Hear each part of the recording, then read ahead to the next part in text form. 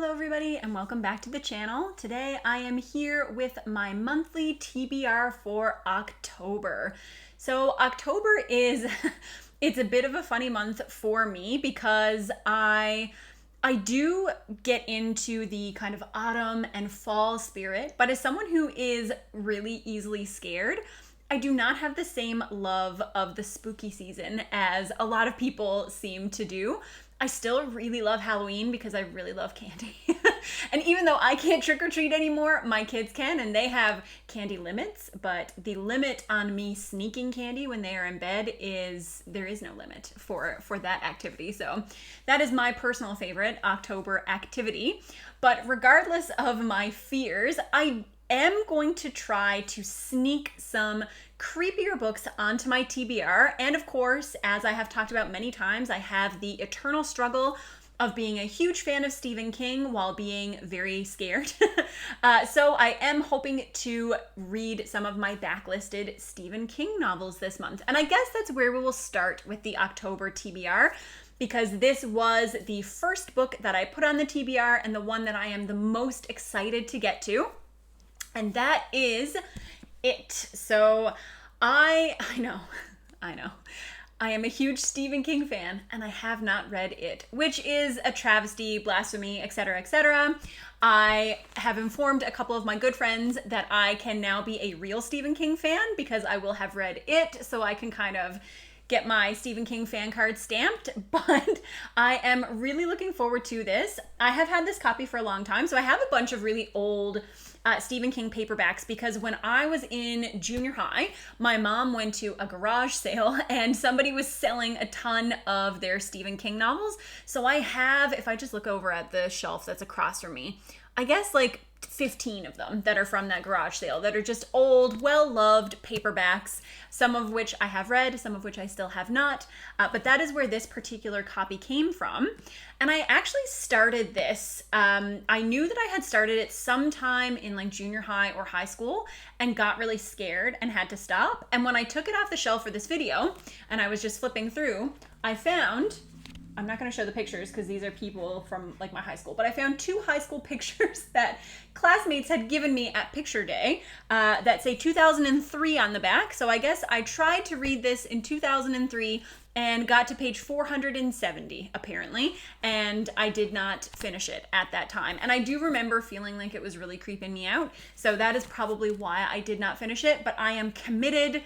This month, I am going to read it, I am looking forward to it, and I am hoping to be able to bring you a very special video talking about it and some other things about Mr. Stephen King later this month. So super excited for that. That is probably the book that I am most looking forward to getting to.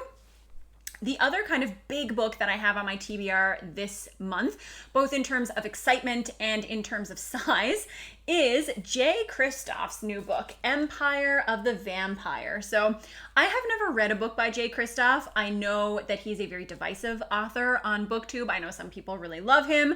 Some people like Alan really don't like him. I don't know if Alan's actually read a book by him, but he told me not to read his book. So I'm guessing he's just extrapolating based on this very romancy looking cover on what types of heroes and what types of activities, like leaning against walls, for example, they might be into. So I know that some of the people on my Discord are really excited to read this book, and we are all going to start it together on October the 1st.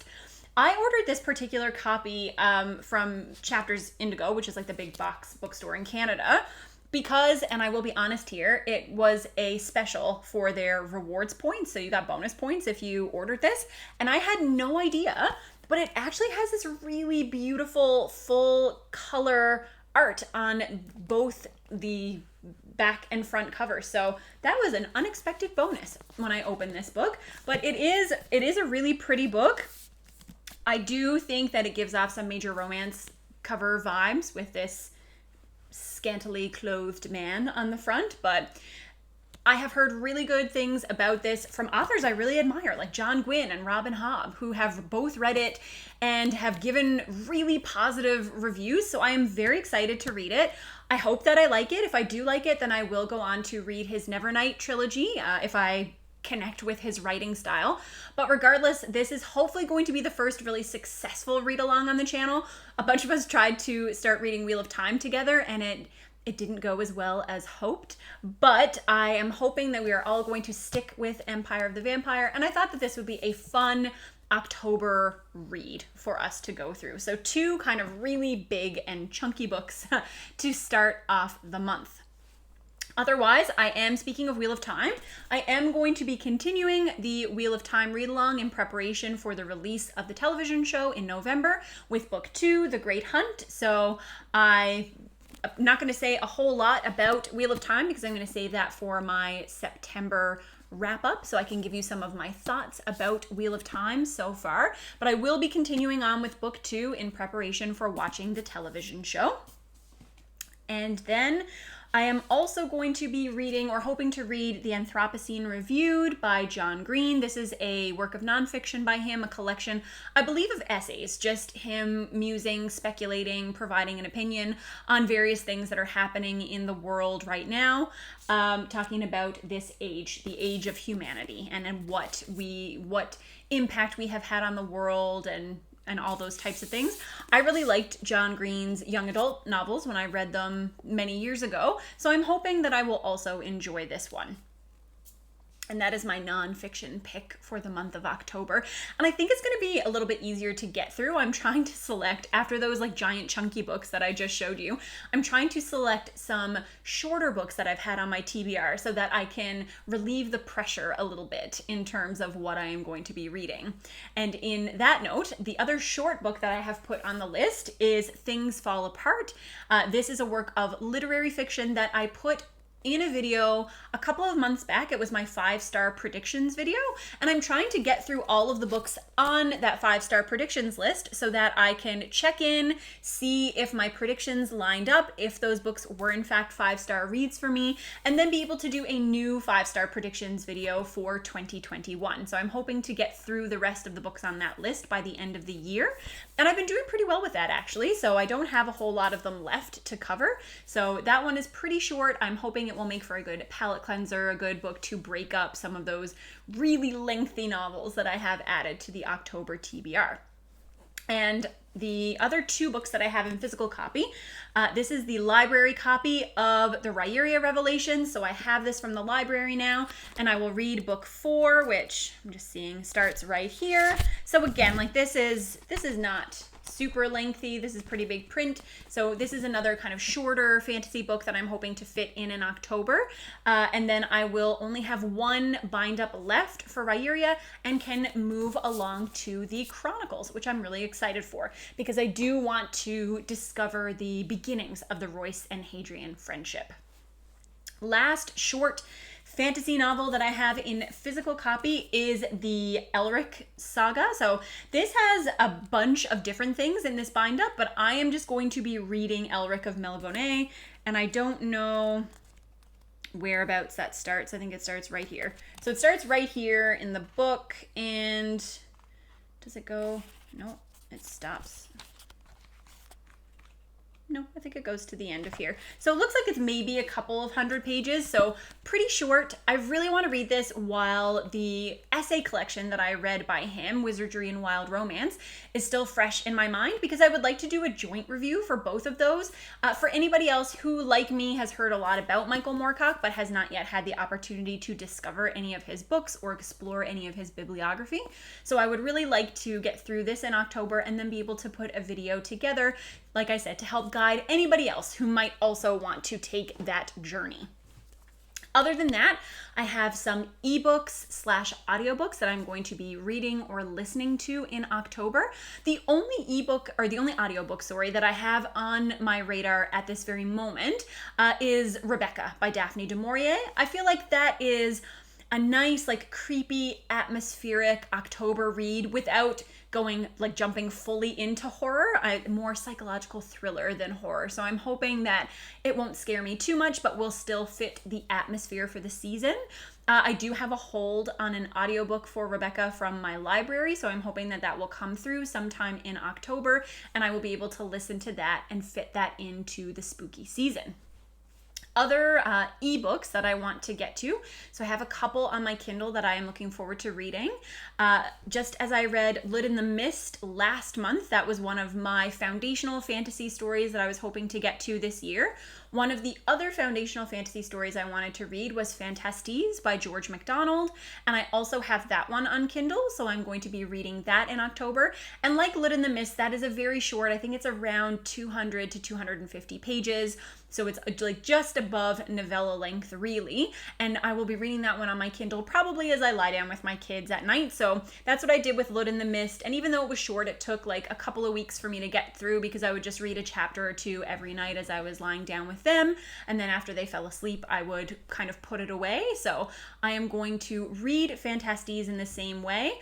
Personally, and I don't know if it's like this for everyone, when I read books that have more of that old-fashioned or archaic writing style, I feel like I need to take my time in order to digest what's being said and also appreciate the story structure. These stories are structured and written very differently than modern fantasy, and so I think it takes a little bit of extra work from me in order to get everything out of it that the author is giving.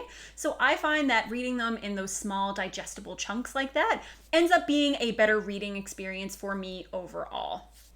The next book that I'm going to be reading is actually going to be a read along with Diana from Diana in the Nook, who has an awesome channel, and I can link that down below. She's a very, very kind person, and I'm really excited to be reading a book with her. So we have decided that we are going to read the book The Turnout.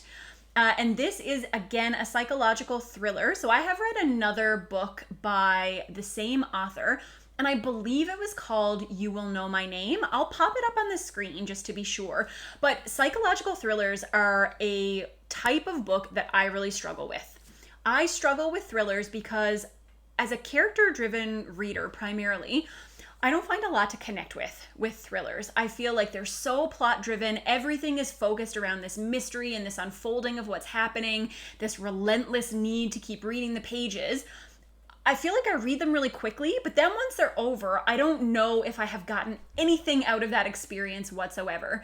And I know that a lot of people just find them entertaining for that adrenaline-fueled rush, but since I don't really like to feel anxious or scared, it's not even really a pleasurable experience for me. But every now and then I will go back and try another one because I feel like I should. And when I read her other book, I think it's Will You Know Me, but I will pop it up. I really liked it. It was centered around a gymnast. And it talked a lot about competitive sports and competitive athletes, and that's a topic that I actually find really fascinating. So I think it pulled me in because of those other elements that were part of the story. And this one, The Turnout, is about ballerinas and kind of the sick and twisted background drama that can happen in ballet troupes. So I am looking forward to this. I love ballet.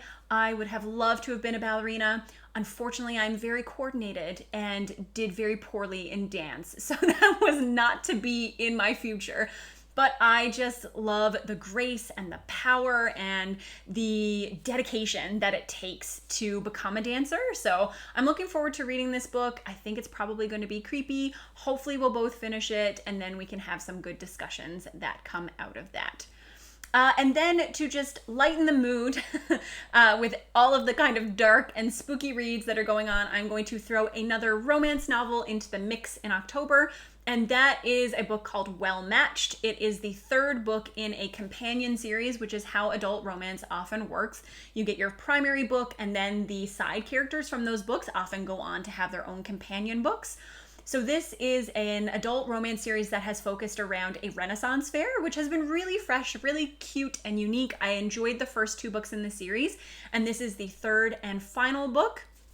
And so I think that that will just make a nice lighthearted palate cleanser to break up everything. And I'm just checking my list over here to see what else I'm going to be reading. But I think that is everything for the month of October.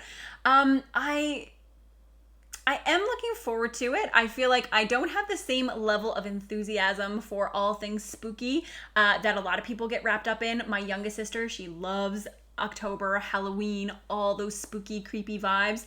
I am a much more basic, like Christmas, holiday, ribbons, bows, hot chocolate kind of person.